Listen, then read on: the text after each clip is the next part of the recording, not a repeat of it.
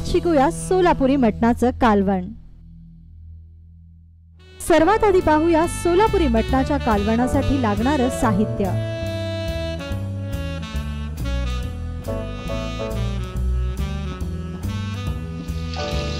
प्रथम मटण स्वच्छ धुवून घ्या।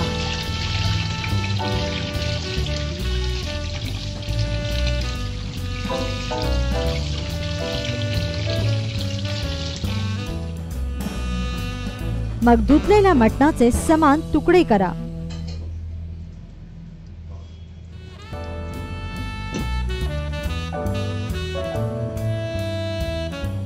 चिरलेल्या या मटणाला मग दही, हळद, मीठ, सुका गरम मसाला आणि लिंबाचा रस घालून मुरवत ठेवा, साधारणतः 10 मिनिटं।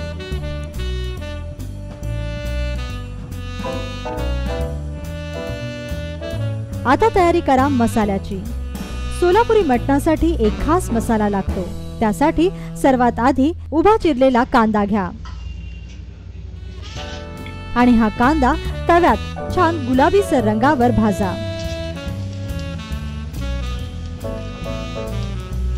यानंतर सुके खोबरे, खसखस, शहाजिरे वेगळे वेगळे भाजून घ्या।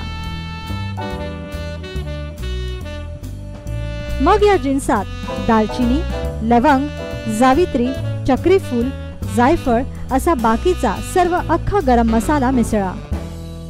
शेवटी यात आलं लसूण आणि लाल तिखट म्हणजे अस्सल सोलापुरी घाटी मसाला घालून हे मिश्रण वाटून घ्या। आता फोडणीसाठी तेल तापवा व त्यात चिरलेला बारीक कांदा परतून घ्या।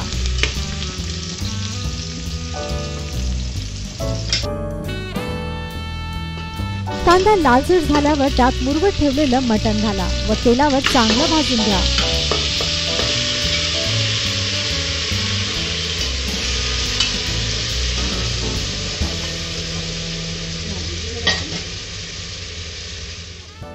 मटणाला तेल सुटेपर्यंत चांगलं भाजा।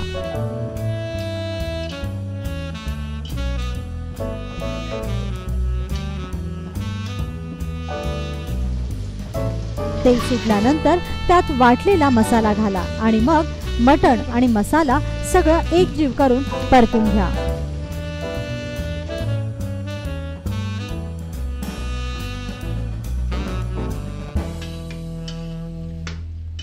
मसाल्याचा छान खमंग वास सुटल्यानंतर त्यात 1 ते 1.5 ग्लास गरम पाणी घाला आणि किमान 5 शिट्ट्या करा।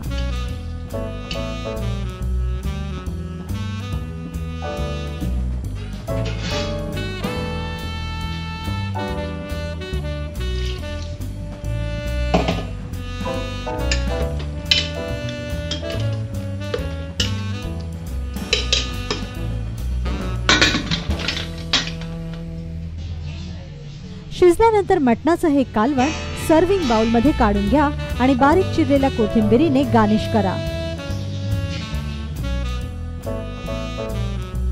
सोलापुरी मटणाचं हे कालवण ज्वारीच्या भाकरी सोबतच जास्त छान लागतं, म्हणून ज्वारीच्या भाकरी सोबतच हे कालवण सर्व करा।